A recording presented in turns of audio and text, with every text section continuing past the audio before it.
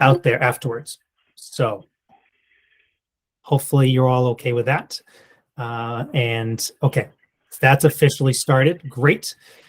Lost my train of thought on that one, but the you're the audience. You're going to dictate so much of what the themes evolve as we go through the months.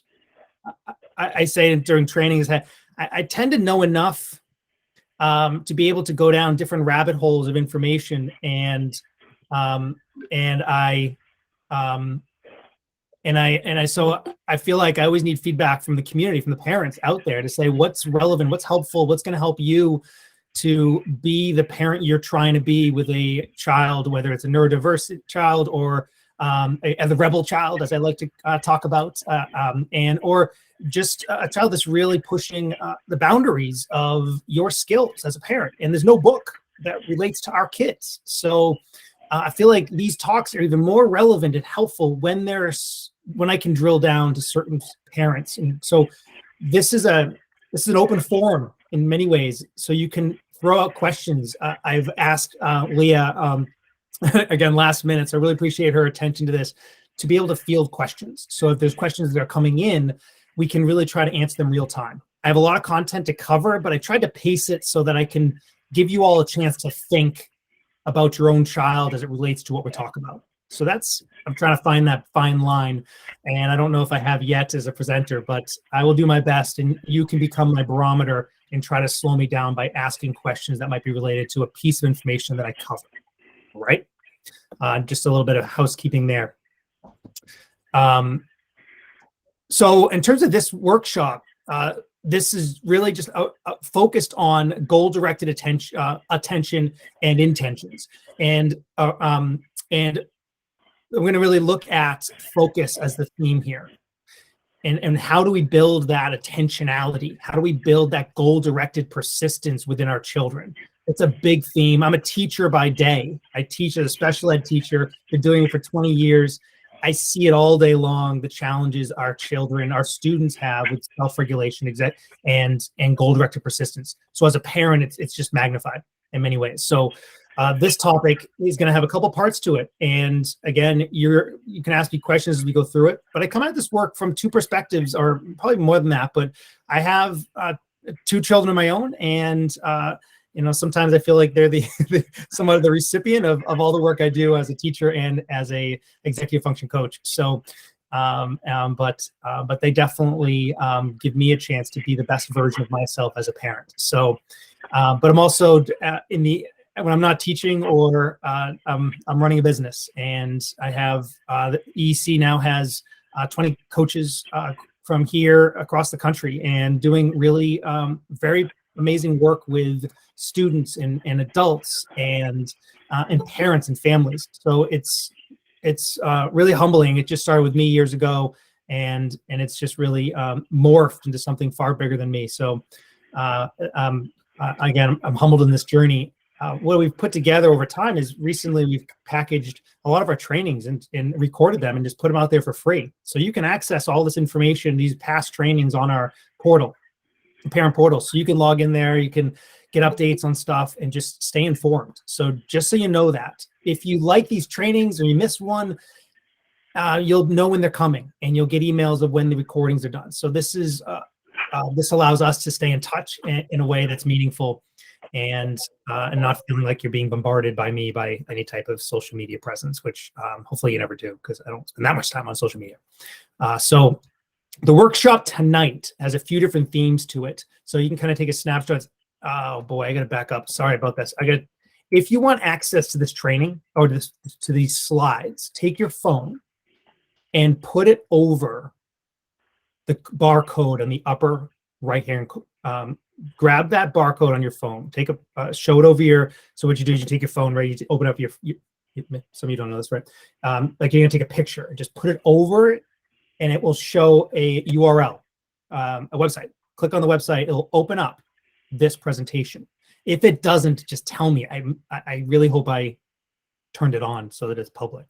If I didn't, just Tell me now so I can open it. Because that'll be important, because there's stuff in here that you're going to want to save, you want to look at, you're going to want to go to that link to be like, oh, that's pretty cool. I want to save that on my phone. And it allows us to be interactive, and you can save information and go back to it. Okay. Sorry about backing up a little bit. Thank you, Emily. So goal-directed use of executive functions. I'm not going to do any deep dive on what executive functions are. Okay, that's not this training. I will, however, give you a quick overview of what it means to use executive functions.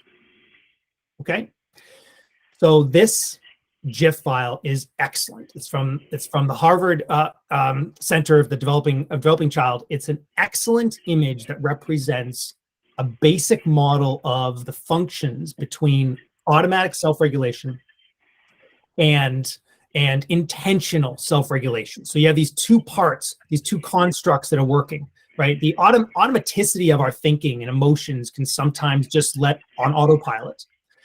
That gate you see, that gate represents intentionality, awareness, focus, goal-directed intention around opening that gate, accessing information, and starting to utilize executive functions in a meaningful way. Okay. Once I do that, I'm taking that information and I'm putting it out there into a goal-directed action, right? See that blue kind of move up and then exit as an action, right? This journey around helping our kids develop this awareness, develop this focus, develop this goal-directed persistence in action is a game of attention over time. It's not going to come overnight. But if we do certain things a certain way as parents, we're going to target those skill development areas with intentionality as well. And that's all we really care about for us as parents, right? Do certain things a certain way.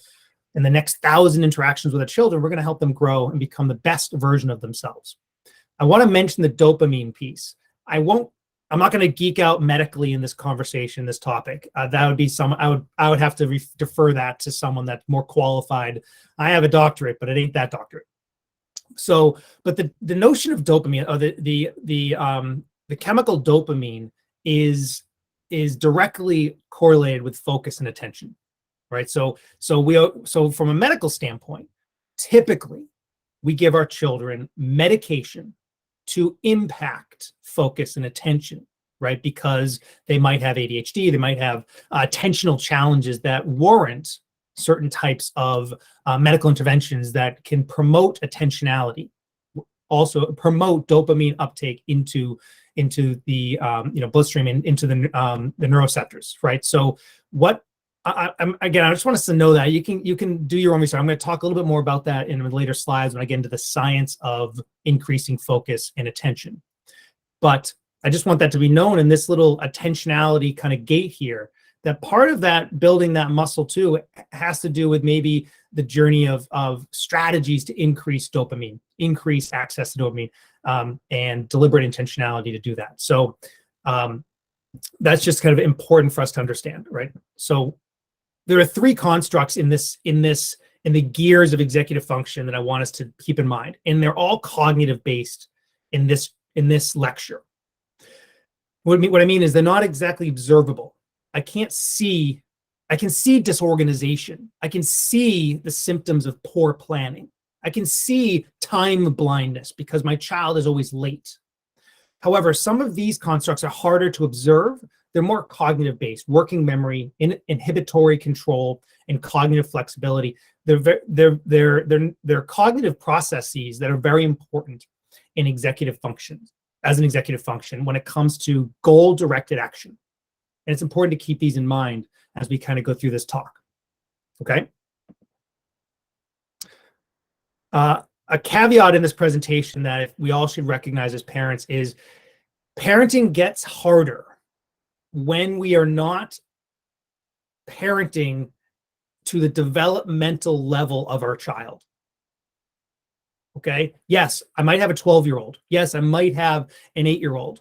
But if their cognitive level, social level, and emotional levels are developmentally below that, then I need to recognize that my parenting strategies need to be more appropriate to their developmental level than their age. And it's just, as we recognize that, it allows us to stop pushing so hard to try to make our children, or try to help our children become something that they're not ready to become yet. I say yet because of the developmental delay. They'll get there. It's going to take time, more time than society would like, more time than maybe we would like from time to time. But it's important for us to recognize, and this research you're reading right here, Russell Barkley, is about ADHD, but I think we can put it in a larger context, even when we think about learning profiles, learning disabilities, nonverbal learning disabilities, and even neurodiverse profiles, twice exceptional profiles that might not have an ADHD diagnosis in there, but there are observable developmental delays that we need to recognize. And that's just for us to reflect on when we start to say, how can I shift my parenting to be more appropriate to that truth? Okay. That in mind, if you would like, your first workshop question is to try to determine what is developmental age of your child. If you were to categorize it in these 3 ways, what would you say is the social age of your child? If you have your notebook with you, that was one of the kind of prerequisites in setting this whole thing up, as I always put out there in every post, is bring your notebook. Why? Because it gives you a chance to think, right? Think about what we're talking about as it relates to your child and make some decisions about what you may try differently. It's self-reflection time in this journey with me. I'm a teacher, so I always make sure that my students are working as hard as I am, or else I'm not necessarily helping them learn. Right? So in this case, maybe you try to do the same. If you were to engage in this deliberately with as much attention as I'm putting into this presentation, then you'll get something out of it, right? So first, so with that in mind, can I quickly kind of jot down what my developmental age of my child may be? If I can do that, great. I'm not going to ask you the answer. That's on you. Keep in mind, pick one child for this process. Don't pick them all unless you have amazing working memory and processing speed skills, or processing speed. Just focus on one kid. The second part of this is, if you want to take a deep dive, click on or put your phone over that barcode, and if you have this on your computer screen, if you have this presentation, this is a clickable PDF. So you can get it 2 ways. If you have this document as a PowerPoint on your desktop, great, you can click on it. If not, use your phone, grab that URL code. It'll open up this executive function skills checklist, and it'll go through 12 categories related to life skills, really. Looking at chores, ADL skills, all the way down to homework study skills, and it'll categorize them developmentally. If you want to do that, then you can score your child in all of those areas and come up with a real applicable or a real helpful understanding of maybe where my child is developmentally and how that might help me recalibrate my parenting strategies as it relates to their journey, their development.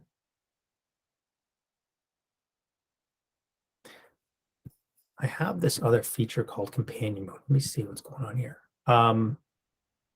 What I'd like to know, let me see if this is possible. Give me a thumbs up if you would like a minute to try to finish this survey or this checklist. Can you do that? Cool. Thanks for being present with me, Scott. Really helpful.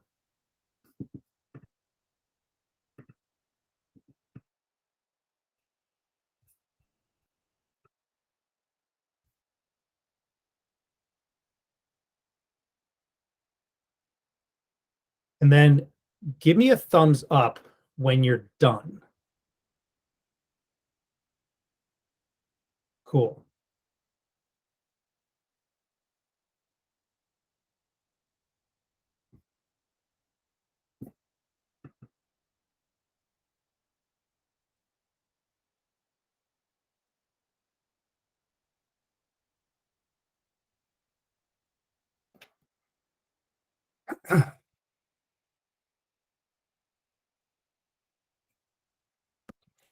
Okay, so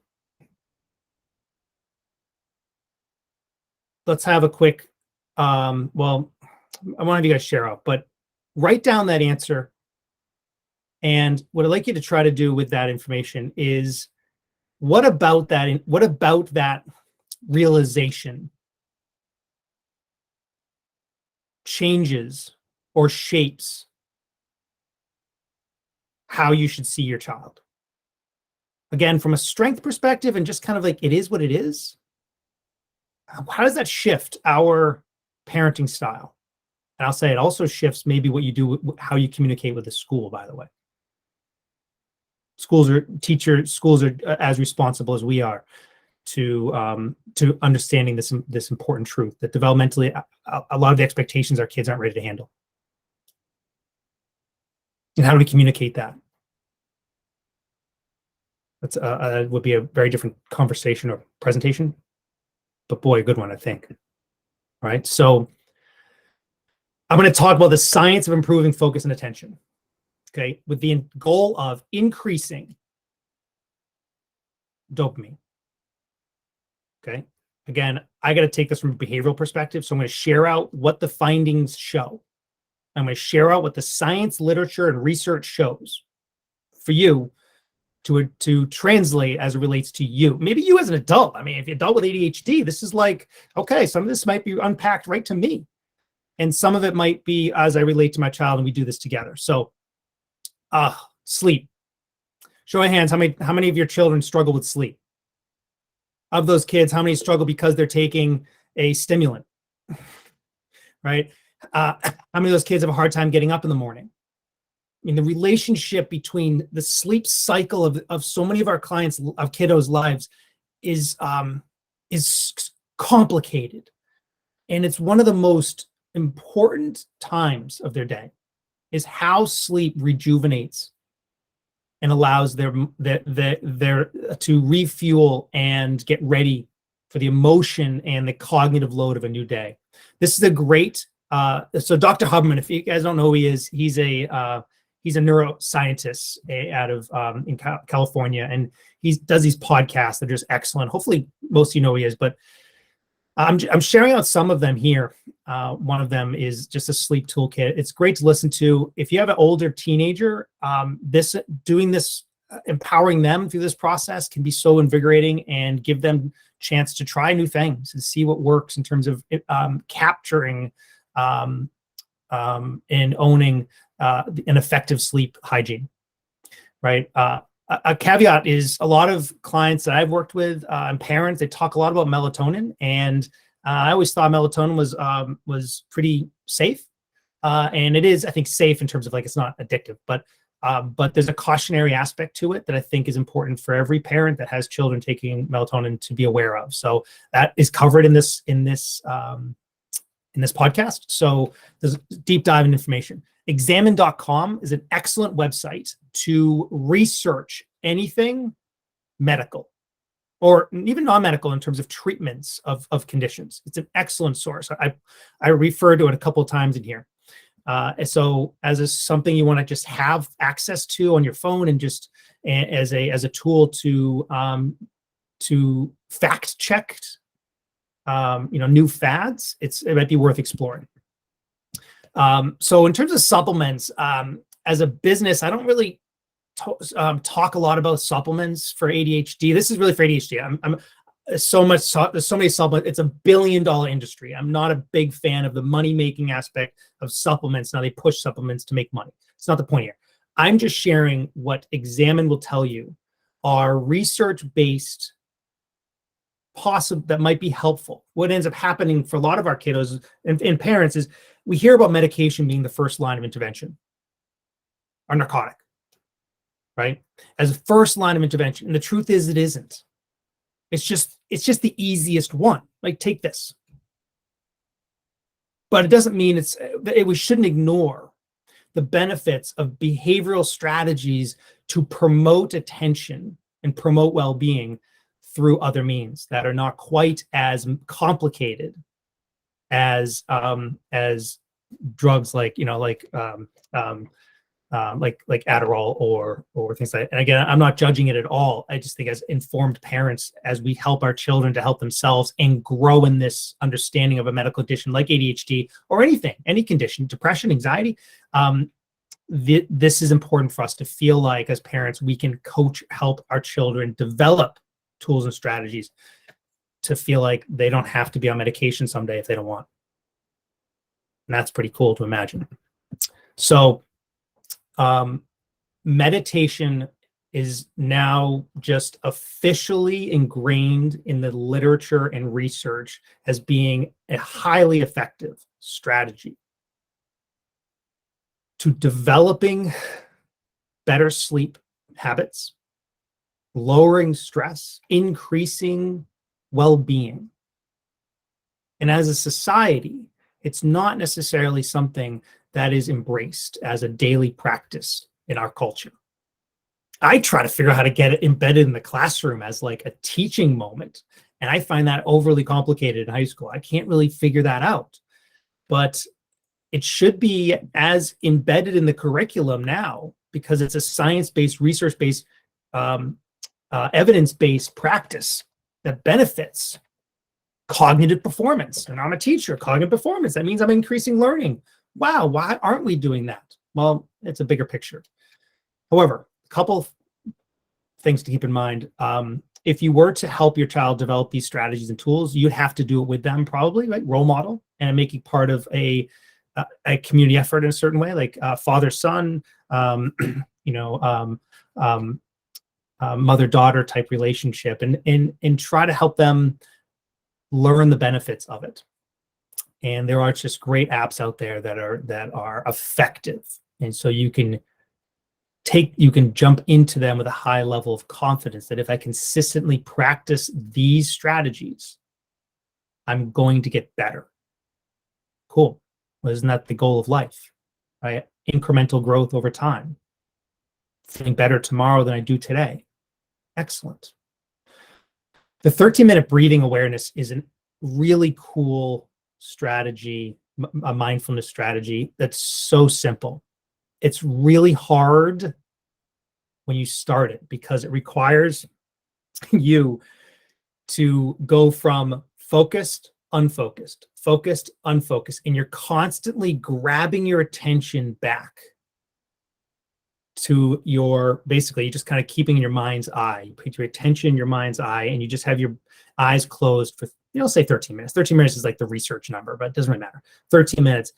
And can I, day after day, practice that discipline of refocusing?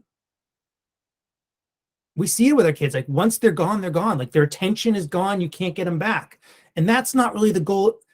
That's not the reality of life. The reality of life is refocusing, rechanneling our attention in the same direction that we need it to go. So what a great exercise, mindfulness exercise to develop over time. And the younger you do it, the better, honestly. There's no reason. You read stories at night, there should be meditation at night. You brush your teeth at night, there should be mindfulness practice at night. What does that look like? Because over time, in 5 years from now, I want my child knowing what their breath, knowing what their heartbeat feels like. Because that's just a mindfulness exercise, right? I want them knowing what it feels like to be mindful of your breath for minutes, 2 minutes, 3 minutes. Okay. So again, science-based strategies. So are you guys ready to try this? Because you're going to demonstrate to yourselves right now. And one of you is like, yeah, David, I'm a yoga teacher. I don't need this. Okay, not you. But for the rest of us, this is a really cool exercise. So are you with me on this? Because I love this GIF file. It's so simple. But you got to close your eyes and you just have to listen to me as I instruct you what to do. You ready? Relax. Put your hands on your lap. Okay, close your eyes. Take a deep breath. Okay. Exhale. Hold that exhale. 3, 2, 1. Breathe in. 4, 3, 2, 1. Breathe out.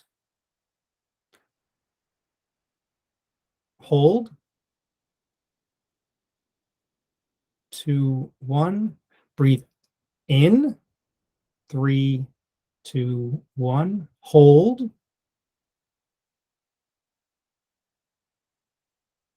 breathe out, hold, breathe in, hold, breathe out, hold. Relax. Open your eyes. Now, that's not nearly as cool as doing it on your own, but right away you close your eyes, it removes a significant sensory input and then you should start to, when I do it right away, I start kind of feeling my fingers. They just kind of tingle. I can start to feel like my body. And that's the biggest piece. Can I start to feel my extremities? And that's being present. And that is a way of just calming the nerves. Many say 66 seconds of doing that takes you out of the state you're in and puts you in a better feeling state. I always, when I do this with clients or anybody, I said, do you feel better or worse? Feel better. Very rarely does someone say I feel more stressed. Okay, so was that helpful? Was that a cool exercise? I can't even participate, but I get something out of it just by doing it by leading it. Nutrition. The main piece about nutrition with focus and dopamine and attentional challenges is really about understanding inflammation. It's also with supplements too, with fish oil and stuff. It's really about understanding what foods might be causing inflammation. And inflammation is what my body has to spend an exorbitant amount of energy trying to manage. So if there is food sensitivities, it can be worth the time and attention that you put into it, into understanding how food is interacting with you and your child. In personal story, my brother did a blood analysis and found he was allergic to eggs, and he has a chicken coop. It's like, oh, chickens didn't like that news. But so it might be worth it, especially if the symptoms of that sensitivity is promoting the dysregulation. What a huge win. Huge win. And just think of these changes being incremental differences, 10% improvement, 15% improvement, 5% improvement. I think that compounded over time is significant.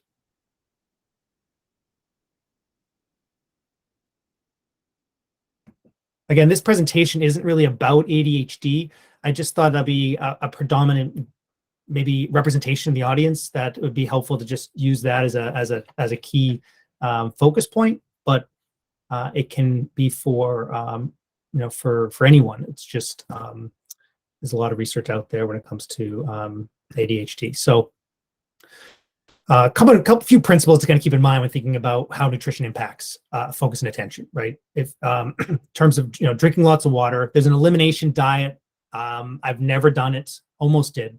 I'll do more intermittent fasting type things, so I have no personal experience with it, and I don't have a background in it. But if you could work with a professional, or you can do it yourself. There's enough research out there to be able to handle on your own. But blood test for food sensitivities, and then cutting out simple sugars, it can be also significantly beneficial as well. But again, we don't need, this isn't a deep dive into nutrition. It's just helping us become empowered as parents to say, if I took a holistic approach to helping my child, what would that look like? We are working super hard to help our children manage each day. I would say if we were to stop doing that and focus on the bigger health aspect of things, would we get more out of it? Because we'd be helping our children to develop tools and strategies for life. Something to think about. Again, medication is I have that last because from an intervention standpoint, there's kind of like a tiered approach that we should logically think about when we think about medication being the most complicated intervention,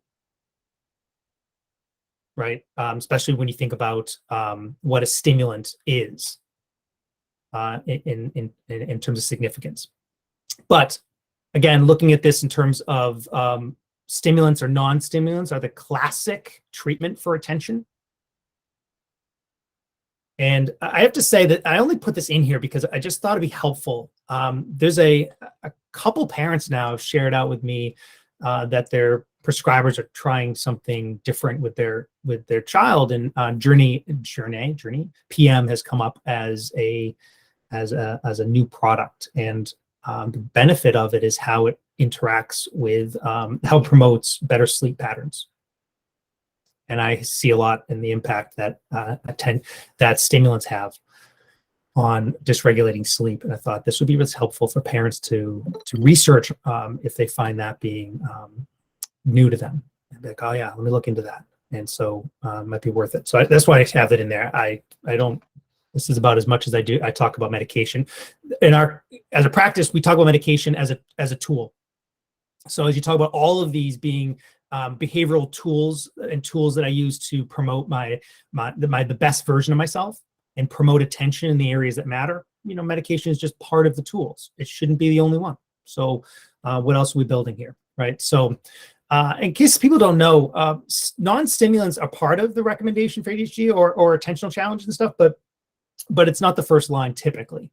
Usually they're used if there's something else that's either stimulants aren't working or side effects too much, or there's other coexisting conditions that have to be factored in. So just something that'd be helpful to know with the new parents out there, or parents with a child with a new diagnosis, that might be helpful to know. Okay, so parenting behavioral strategies to improve goal-directed focus and attention.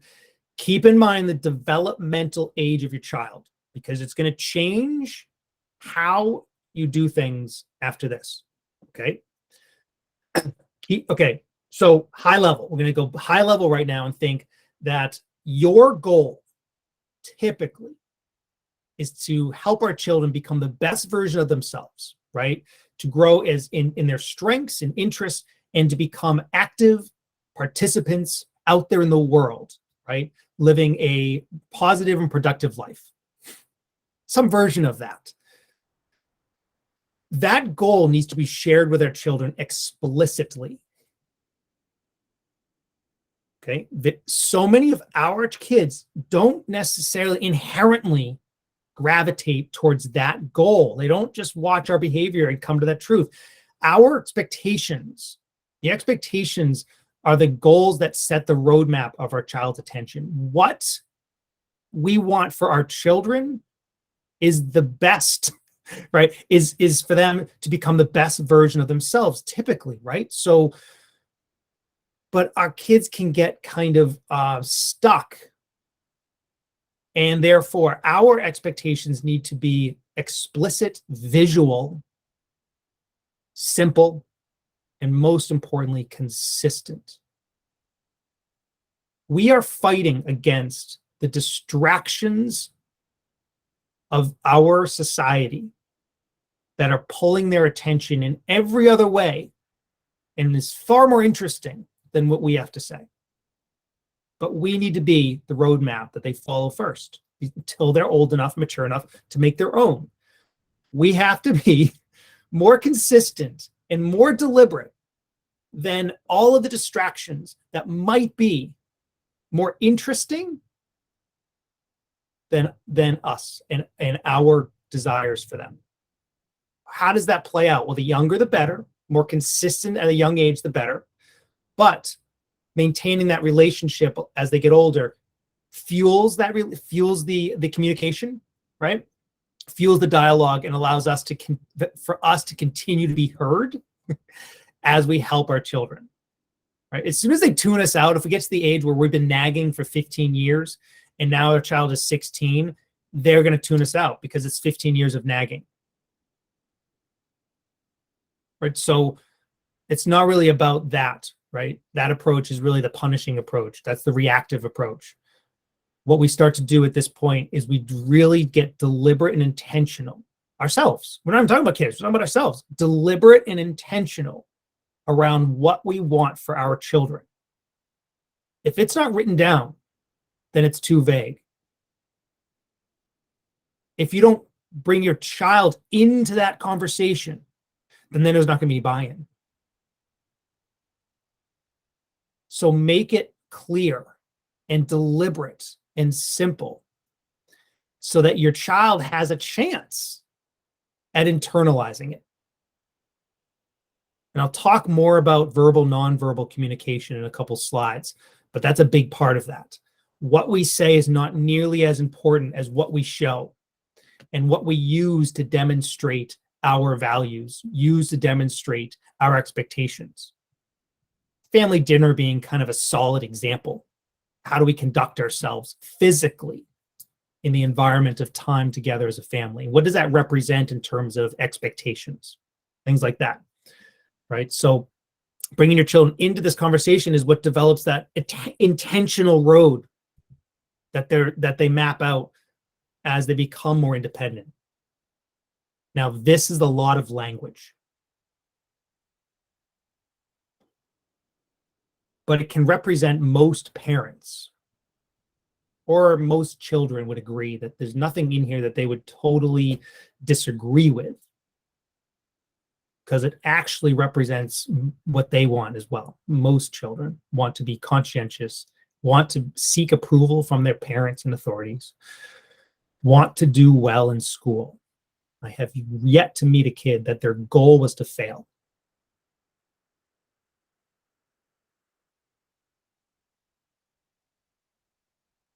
You know, even the rebel, without a cause, still has goals that relate to being the best version of themselves. They just don't know what it is yet.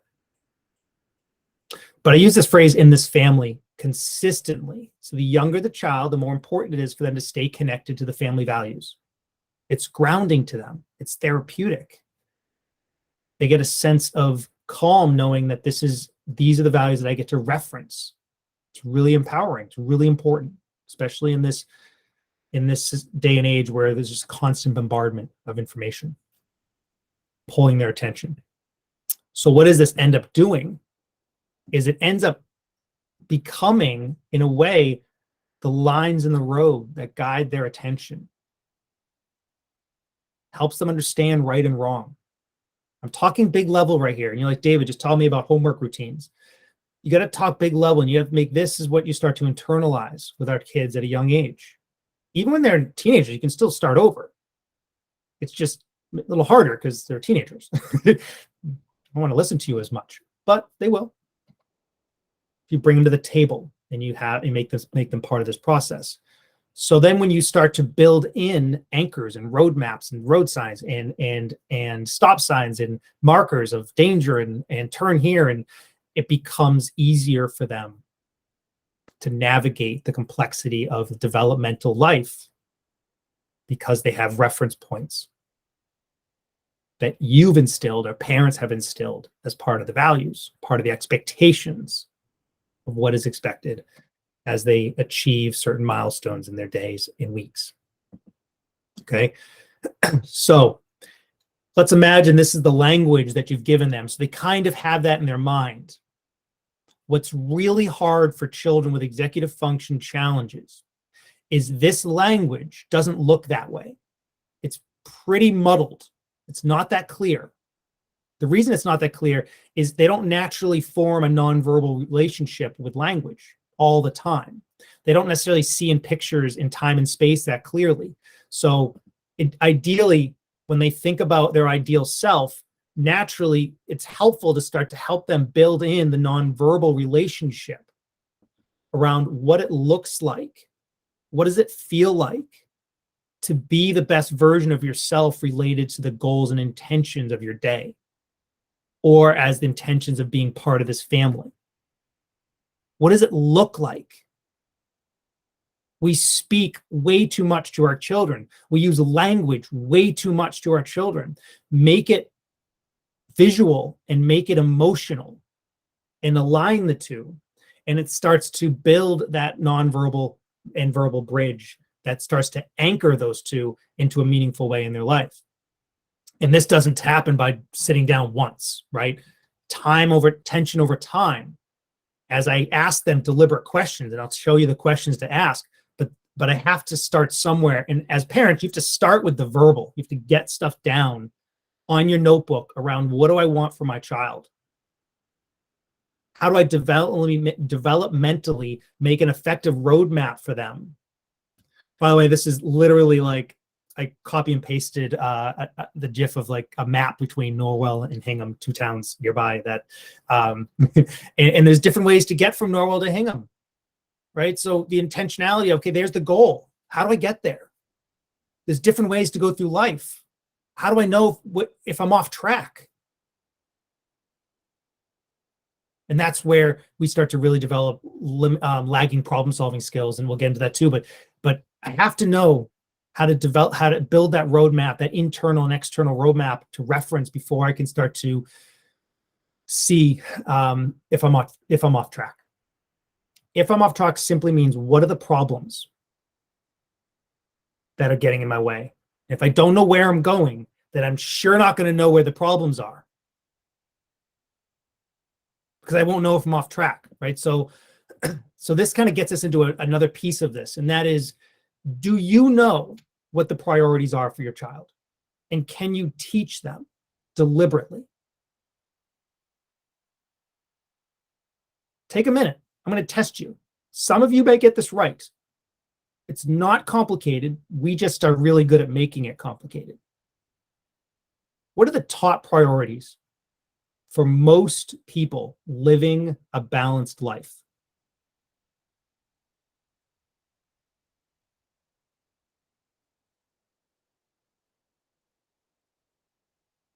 Write them down. See what you come up with.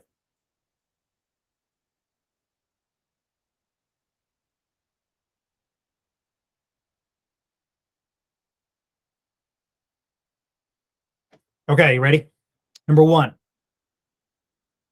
personal health. What? What do you mean?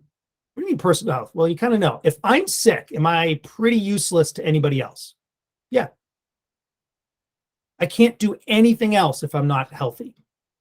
So personal health. ADHD is a medical condition. Do you know how many of our clients that we work with have no idea that it's a medical condition? It requires a holistic medical approach to manage. Why? I don't know. I would start with the fact that it was never treated as being a number 1 priority in a certain way, right? So I think it's important. We look at health being significant, and then we teach our kids what it means. What's the second one? Family. Typically, if I care about my family, how do you know it's a second priority? If a family member is sick, let's say an important one like a mom or dad, how is that child functioning throughout the day? Pretty good? Or are they too busy thinking about their sick family member? Right? So it's a good kind of gut check. Family is second. Usually everybody's good, right? So I don't have to pay too much attention to it. I can almost take advantage of my family. Things are going so well. But family's second. So how do I take care of my responsibilities to my family as an active member of it? Ooh, that's the second priority. You know what the third one is? This is where it gets confusing for a lot of our kiddos. Third one typically falls under school, learning. Someone would say, yeah, but Dr. Murphy, what about social life? Let's say, okay, you need a couple good friends. You can throw them in there under like between family and school. Couple good friends. You need 2 really, in case one's not around.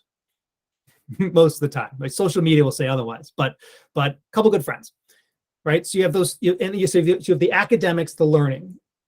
4, hobbies, interests, social life,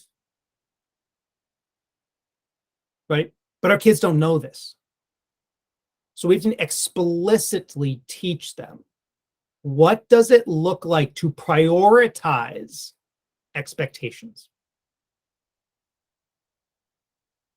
Okay. I had a call with a family, and this is just kind of an example. Really, kind of a classic kind of twice exceptional kind of child, extremely bright, AP classes in high school, goes off to college, and or is trying to go to college, and has significantly limiting ADL skills, right? And the ADLs of life, meaning just the hygiene care of things, brushing teeth, getting a shower. So that's really a question of consistency, or consistently brush my teeth, consistently getting a shower, right? Remembering to eat. What category? Where does that fall under? Where do the ADLs fall? So it's, as we think about our children and the goal-directed focus and attention, we can develop a roadmap for them. I'm going to kind of pause through this for a second. We can help them develop a reference around their identity related to the organization, the planning, and the execution of those priorities. Dr. Murphy, could you talk about homework routines for a second? No, because you see how homework falls on the third most important category of priorities? I would say it is a very big deal. But if my kiddo is lagging in these other areas and too prompt dependent on me, then I want to shift my attention out as a parent and put parent strategies towards those areas that are developed, or that are priorities to their long-term development. I don't have to do it first. I can do it at the same time. It's just recognizing that being an effective student will end someday. Yeah, and developmentally, maybe they'll be ready to take on the other life skills. But I would say don't lose the opportunity at a young age to target those skills, and developing a roadmap around what do I look like? Who am I as a transition between time and space? Goal-directed persistence, goal-directed action. It's 6:30 in the morning. You know who you're supposed to be right now? I'm a toothbrusher and a shower. Right? This is one moment in time, but that's a constant reference of time and space as it relates to milestones, right? And time is important. There's study time, there's chore time, there's dinner time, there's screen time, there's free time, there's homework time. Use that language, because you're getting out of the middle. I'm just talking about your schedule. I'm just talking about your priorities. I'm just talking about who you're trying to be as your ideal self. We've talked about this in our family, in our meetings, right? What does your day look like? And I already know this. Most of our kiddos do not like to use planning-like systems, calendar-like systems. It's okay. Most of our kiddos didn't like to brush their teeth either. But raise your hand if you're a parent that gave up on that completely. No, you didn't. Right? You didn't. Yes, you did, because you're a dentist and you just strapped into a chair anyways. But you built in strategies to help them see the value, or you were constantly, building out strategies around, and maybe discrete trial training around teeth brushing. When I have to develop a nonverbal and verbal relationship with my ideal self. I have to break the emotionality of dysregulation and start to organize logical references that relate to the goals and intentions of who I'm trying to be, right? So here's me, an effective student, trying my best to get my work done. What does it look like? Well, I have these thoughts, these images that represent my ideal self getting through my homework in the evening. Homework is just a building block for the other parts of life, right? I tell this to all of us, it's not about homework. It's about, can I intentionally move through my day handling priorities, handling responsibilities, regardless of how I feel. If I can get better at that, cool. Then I'm developing a nice logical organization in my mind that helps me to break those dysregulation cycles and win that battle most of the time. Cool. That's worth celebrating. Some children need a picture of every step of the way. Some don't. This was a roadmap we developed for one client years ago, but a roadmap of her identity as it related to major milestones in the morning. This is a child that's pretty significantly dysregulated. Great kid, high energy, loved life, but really had no cognitive construct of organizing space and time. Totally prompt dependent. Okay. How do you help that journey? Be part of the journey with them on a week-to-week basis. Just a couple of ideas. Sit down once a week for older kids, map out the week. Put them in the driver's seat. Talk about a road, right? Parents, get out of the driver's seat, right? You know, when my child has their license, right? Well, yeah, get in the driver's seat, get out of the driver's seat, but engage your child in the metacognitive process of thinking about their week. Yeah, but you know it all. Yeah, I know it's easier for you just to get out there and do it, but that's not what we're talking about here. We're talking about how do we build our child's skills. Be the dumbest parent in the room. Pretend like you don't know a damn thing.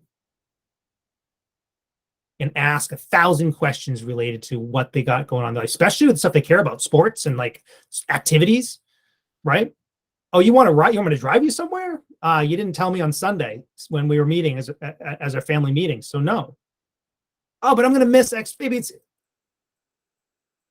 that should have happened when we were planning, when we were doing our future planning meeting. Now, next time they meet on Sunday, will they get better at that? Absolutely. Will they understand the consequences of not planning their life out? Absolutely.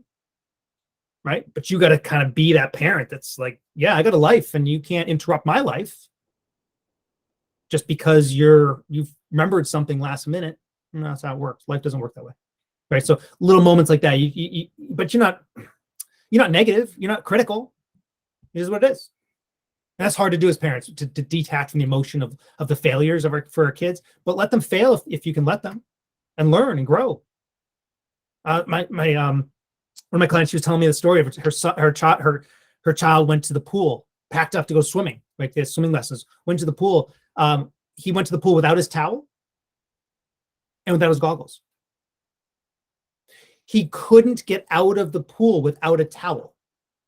He had to negotiate how to get a towel somehow so that he could get out of the pool and get dried off and get into the car. But from mom's standpoint, I say this is a great learning. Like, not my problem. Not my problem. Yeah, she probably knew he was going to forget a towel. She probably saw him leave it. But the point is as we engage our children in the metacognitive problem-solving process, we're helping them to form an identity around what the struggles are. What's the problem? What does it look like to be ready for swimming? So the next time, he will have a more deliberate plan of action. So you need those. So the other part of that is if you have your weekly meetings, then you can have nightly check-ins. Make them positive and make them non-judgmental and make them meaningful to your child, because maybe you can be helpful. And maybe you talk about in your family meetings on Sunday, how can I help you this week? Well, I have a test on Friday. Okay. Do you need my help with that? No, I'm okay. All right. Well, let's check in on when we do our nightly check-ins after your homework is done. What's that process look like? Oh, we talk about the day. How'd your day go? Well, I got my morning done, through my morning routine, right? Set up my whatever it's medication routine. How, if they can independently manage that, independently manage breakfast. I got through my morning, cleaned up after myself. Whatever you're trying to target in terms of independent skills, make it a big deal, because it all matters. Life is complicated. We want to help our children build on that reality with learning how to figure it out step by step, right? I would say kind of as an ending point here, we have to kind of recognize that many of this is not our problem. We got to kind of take the burden off our shoulders, take the backpack off. It's not our problem. If it's our problem, then we stay in the driver's seat and we just use our highly advanced executive function skills and we just figure that shit out. It's not our problem. I want to get out of the driver's seat and I want to help my child to help themselves. I've had middle school parents that say, you're doing too much for your child. No, but if I didn't, she wouldn't get her homework done for the next day. Yeah, that's okay. That's okay. Because guess who will now be helpful in the classroom? The teacher who had no idea that your daughter was struggling at home. And now she will, and now he will.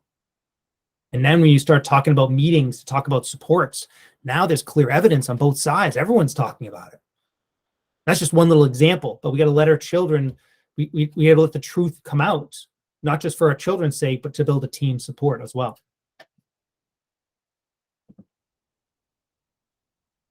Best question to ask your child. If you're keeping up with me, I'm kind of capital a lot. I was supposed to stop 10 minutes ago. I have questions and answers. I'm the worst presenter because I never keep to my own timeline. That being said, I'm going to finish with this slide. One of the best questions to ask your child always is open-ended, non-judgmental questions. You're like, yeah, David, I suck at that. That's okay. Maybe I'll do a whole training on how to ask open-ended, non-judgmental questions. Because if I can do that, then my child will continue to listen to me and rely on me as a helpful team member in their life. So when you see your child struggling, it can be as simple as not following the roadmap of their morning routine. You look a little stuck. What's up? You know they look stuck. They're sitting on their bed at 7 o'clock in the morning on their phone when they probably should be 6 steps deep into their morning routine and downstairs having breakfast. But you're just asking because you're probing for understanding. And you're, more importantly, you're helping them to engage in metacognitive processing. Now, that's a simple kind of problem to ask about. More complicated ones, right? Could be like, missing 6 assignments in a math class. I noticed you're struggling in math. What's up? And that's just like, it's such a quiet, probing question that, oh, I'm fine. Nothing's up. Okay. All right. So you may have to ask a little step further on that one, but you're just asking open-ended questions. Well, I noticed you had 6, there's 6 assignments that were missing. All right. Yeah. Oh, I submitted them already. Awesome. Okay. So when we meet on Sunday, let's talk about how that came out. Because I know that's important to you. Your goal is to get good grades. And I know that must be bummer to you to not see those assignments posted yet, whatever. So they own the problem. You're just helping them to empower them to be able to figure it out. I'm probably going to do a dedicated presentation on metacognitive skills because it is exactly where we need to be as parents. The worst thing is our children developing learned helplessness and a low sense of self-efficacy. Our ultimate goal with our children, regardless of their abilities, is to empower them to solve their own problems. Because that's life. Life is being able to head out there into the real world and tackle the problems at whatever developmental level you can handle. But without that self-efficacy, that feeling that I can, I'm just going to feel, I'm not going to be able to handle the first big problem that hits me, like paying my first month's mortgage. I don't know, like whatever it, or maybe rent first, but I'm going to really do its own topic. Smartphones are also going to do its own topic. There's a lot of great research literature just around the impact of cell phones that it's having on attention and how we as a community, how we as parents can help our children navigate that complex environment. Cell phone companies, app companies are doing an excellent job stealing their attention. So, wow. Okay, it is 7:30. I'm 15 minutes behind on opening up for questions and answers. However, I will be doing this again next month. And if you need me to, I will open that time period up as well for Q&As. I would love to have this type of presentation be cyclical.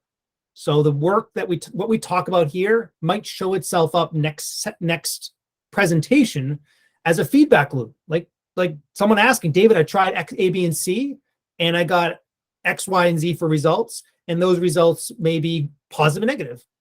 But there's this feedback that can play out as we use this platform for also like accountability, right? Parenting strategies maybe require our own level of accountability to get out there and try something new and be the best version of ourselves as it relates to our kids. So that's kind of my thoughts on this. I'm hoping these are helpful. David, I've said a lot in a chunk of 60 minutes. So I'll stick around. If people want to stop, I'm going to turn off the presentation recording, and I'm going to stick around. I'll still give the 15 minutes. If anybody has questions, if they want to just type them into the box, I will be happy to answer anything. And yeah. David, you have a hand raised, Black Eagle. Oh, thank you. How do I see hands raised?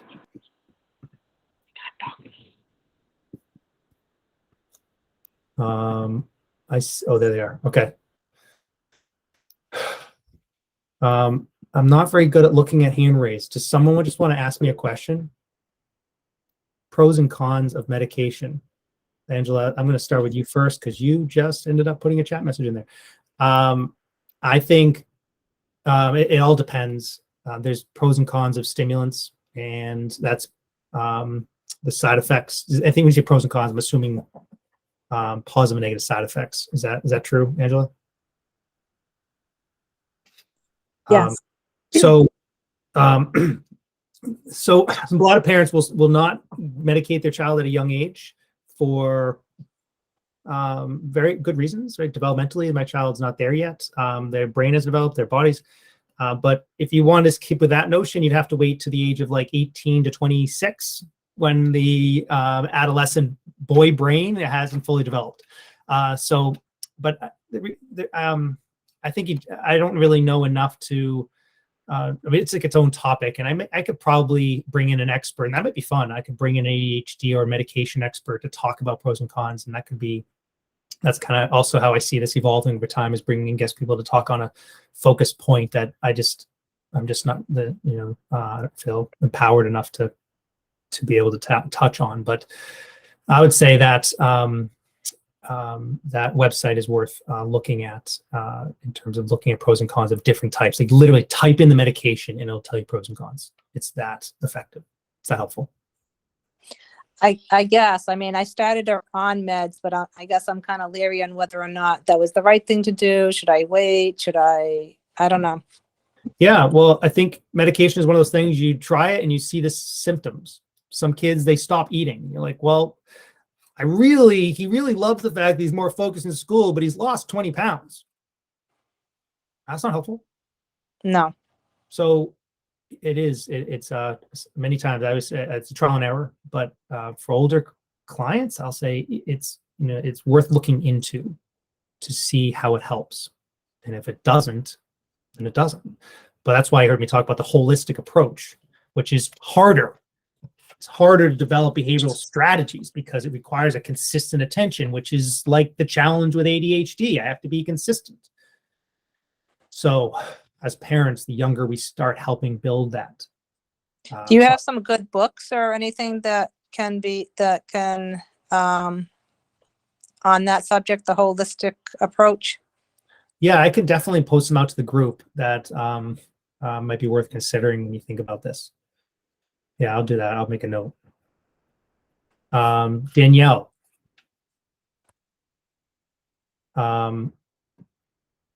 Yeah, so how do I get away from moving towards goals in a positive way rather than away from punishment?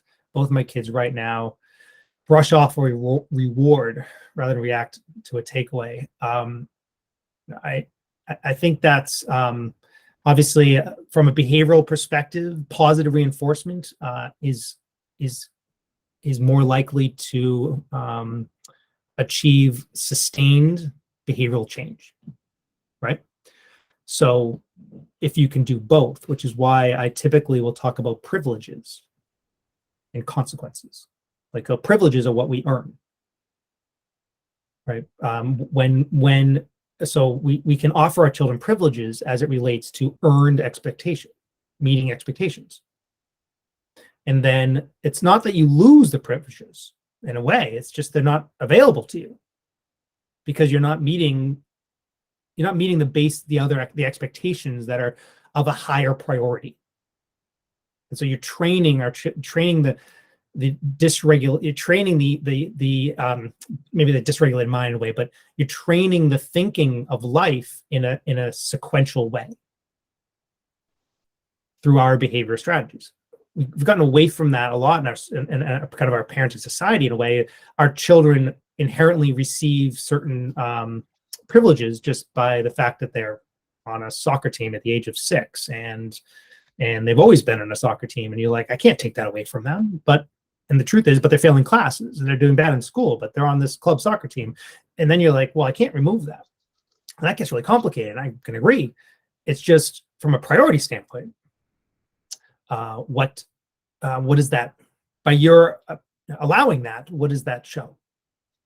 That's just an example. But but the best thing to do is, as you start to really break this down into its priorities, and then bring your child to the conversation, they are now empowered to make their contribution to what that means, because they don't want to fail in school either, right? They don't want to struggle. It's just there hasn't been they haven't really developed their own solutions yet, right? So they have to listen to you still until they are able to handle it on their own. Yeah, Getting Ahead of ADHD, that is a great recommendation. Thank you for throwing that out. I think I actually have that book in striking distance from here now. It's a great resource. I couldn't disagree. I have a quick question. Absolutely. What are your thoughts about repeating a grade so that the kid can socially be at the grade level? You see what you see where I'm coming from, correct? Like academically versus socially being ready for a grade. What do you think about grade repeat? Maybe that's like a better way to staying back here. Mhm. Well, I can give you kind of the research will say that the longer you wait, the more of an impact it can have socially. A kindergartner staying back, I think is for a boy is an excellent idea most of the time. A first grader, also an excellent. I say boy because developmentally, the math requirements in kindergarten, first and second grade are in some ways almost developmentally higher than most boys can handle cognitively, which is weird, but it's an interesting statistic. And so keeping a boy back, that tends to be actually be a good decision. So at a younger age, obviously when you get past high school, there are kids that are leaving one high school and repeating a grade in another high school as a way of starting over without the social implications. Those sounds like excellent ideas. Developmentally, gives them an extra chance to grow, mature, and learn. So you think it's because I feel what I'm talking about a boy, and a grade repeat at 8th or 9th grade. So, and I'm worried about how it would impact his self-esteem and socially if you do it at that age. Yeah, it doesn't have, research is not great on supporting that decision. Okay. So you would do that in order to improve performance. Maybe they can take another year to learn. It's more about taking another year to be responsible, as you were saying. Okay, so even behaviorally, it doesn't necessarily lend itself to actually be effective. Yep, that's where it's more on the behavior side, like taking ownership, not so much on the academic side, but more behaviorally, like owning and following through, like executive skills, basically organizing. Yeah, absolutely. That's a tough question. But if you wanted to lean on research evidence, that would be the answer. Amy, I didn't talk about Lives in the Balance. Sorry, Amy made a post too about Lives in the Balance. I'm glad you made a declaration of how helpful that website is. That's Ross Green website. So many free videos on there. I think I have to keep doing these trainings for like the next 30 years to catch up to the amount of content he has on his website. It is excellent. So thank you, Amy, for giving a shout out to that, to Ross Green. He's extremely helpful and just offering so much information to parents for free. Sorry, Dr. David, I think I lost you there. So, right, what you meant to say was research doesn't support either way. It's something that you have to go and figure it out by yourself. Is that what you're saying? I would say that probably, I think more the research would say that that's not necessarily the best decision. Oh, okay. Got it. That's what I thought. I lost you. Okay. However, circumstances need to be taken into account, and if there's a thoughtful decision on an individual basis. For example, some schools used to have a policy in middle school where if you failed a certain number of classes, you had to repeat the year. A lot of middle schools don't do that anymore. Correct. Which is debatable in terms of its effectiveness in getting in pushing kids through the system, and then they get to high school and they're not high school ready. So there's this pros and cons to that, and I don't have an answer to any of that. It's worth the debate. I just don't have a good answer that would say, here's what we should do. I teach freshmen, so I see what happens when unprepared eighth graders come into freshman year, immature and not and without the foundational academic skills. But I will say, from an emotional standpoint, many eighth graders grow up over the summer of eighth grade and demonstrate very different behavior when they go into high school. Oh my God, that's a ray of hope for me then. They do. They just grow up, and it's very it's refreshing. Doesn't mean they still have the skills, but they're more mature in terms of self-regulating their behavior. But also in high school, the consequences are most high schools. The consequences are a little more immediate and significant when it comes to behaviors. But I'm being very general, and that may not be fair. Yeah. No, thank you. I didn't want to hog the session, but No, it's okay. We're extra hours, so whoever has questions, and no one else is asking any questions. So hopefully that's helpful. Because we have been debating it for 3 years now, and here he's in the 8th grade already, and me and my husband still can't agree which way is the right way. Yeah. At that age, there is a relevance to your son's input. If at whatever developmental level they can handle the conversation. I think the truth is an eighth grader, the expectation of an eighth grader matches that someone that can handle eighth grade expectations. But there are a lot of eighth graders that aren't able to handle those expectations academically, emotionally, intellectually, behaviorally, and you can't drop them back down to 6th grade because that's where they should be in those categories and developmentally. And you can't do that. Yes. So the struggle, that gap can feel to them pretty overwhelming, and acting out is the best thing for them to do because it allows them to take control of what they can control or whatever. But if they have someone they can lean on, if they have a mentor or a big brother in a way, or a teacher that can become their voice, maybe that'd be helpful. Sure. Thanks, Jim. Is that helpful? All right, so I'm going to conclude, and I do appreciate no one telling me the results of today's World Cup game. I have kept my eyes off all TV over the last 5 hours, so I'm going to go see what I can find out about that game. So